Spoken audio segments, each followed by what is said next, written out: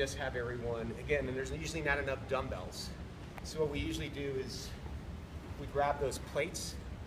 There's like those little light plates, the 5-pound plates, or 3 pounds. So I have everyone grab a 3-pound plate just so they can feel the motion when they do this load. So just grab a 3-pound plate and have them do this so they can feel what it feels like to have load when they do the T's. Because you can't do a big group here. You can demonstrate it real quickly here. But when you demonstrate, when everyone's doing it, you got to put them on the floor because there's not enough space. And when they're on the floor, just make sure they don't do this with their head, that their chin is tucked, and they're lifting their chest slightly off the floor and pulling back with the shoulders. Questions on that one? Okay, external rotation, same thing. They're going to do it on the floor. We're in the large studio usually, and we're just teaching the basics of the external rotation. Nice controlled motion, up on a 3 or 4 count, down on a 3-4 count. So everyone, again, they grab, usually there's a 5-pound plate in there, even if it's not a dumbbell, because we don't have enough dumbbells, just so they can feel what it feels like to have load when they do the external rotation.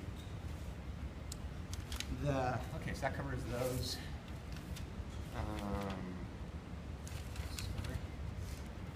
Sequence.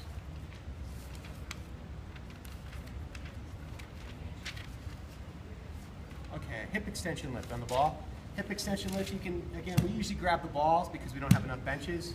So, but if you're going to demonstrate on the bench, we just demonstrate these.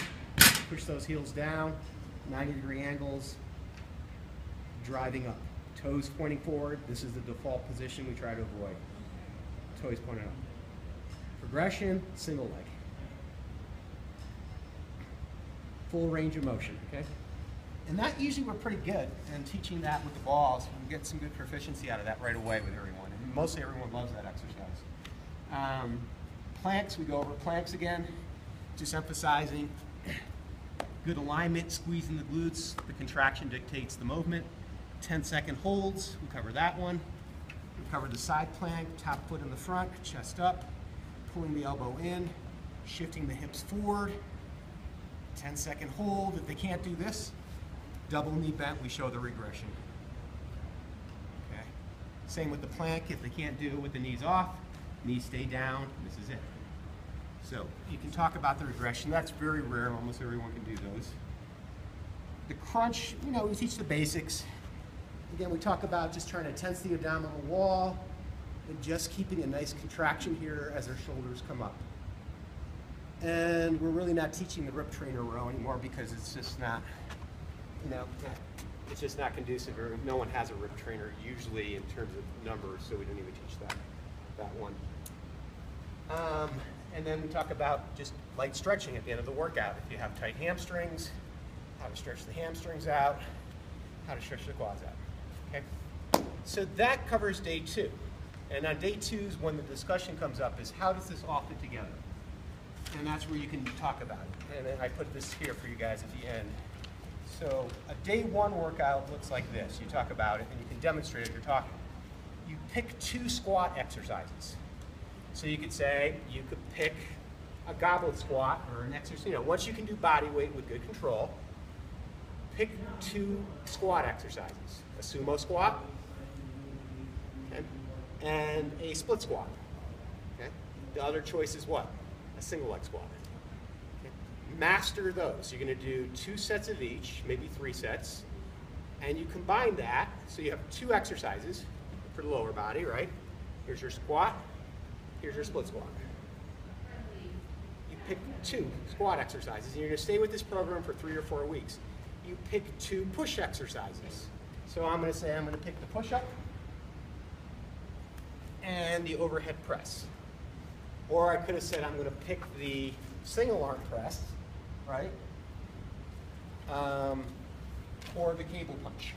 Get the point? You pick 2 and you stay with that program for a month. So I've got 2 squat exercises, I've got 2 push exercises. I pick a rotation exercise, and I pick 2 combination sequences. I'm going to stay with the push pattern since I've already done it. Make sense? And what was my other combination sequence? Push pattern. Why don't I know this? Ball shot, the sequence. Oh, bent pull overhead press, yeah. Okay, that's also a push. Does that make sense? Okay, and that's my day one combined with a few pick 2 or 3 accessory exercises. I'm going to pick for lower body this, and you just demonstrate and have them go through it with you in their head. And I'm going to pick this, and maybe some I's or T's. Okay, that's what day one looks like, and that's what it looks like for about, let's just simplify and say 1 month.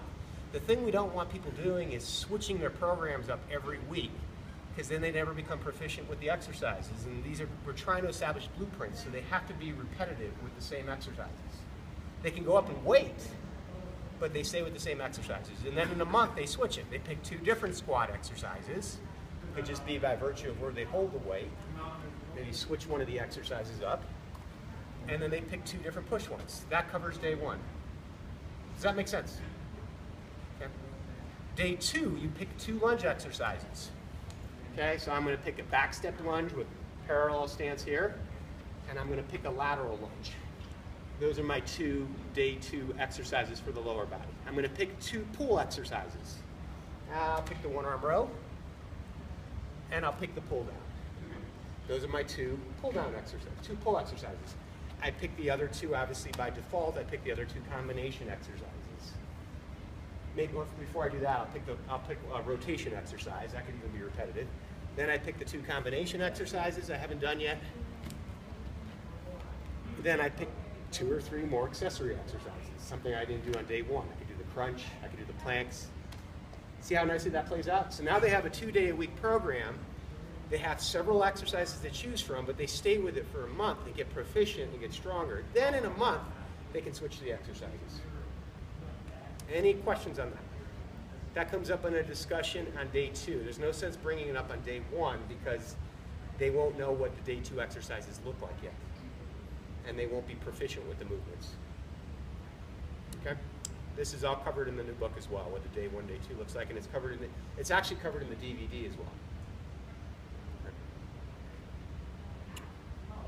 10 minutes, questions, comments? Yes, no, maybe?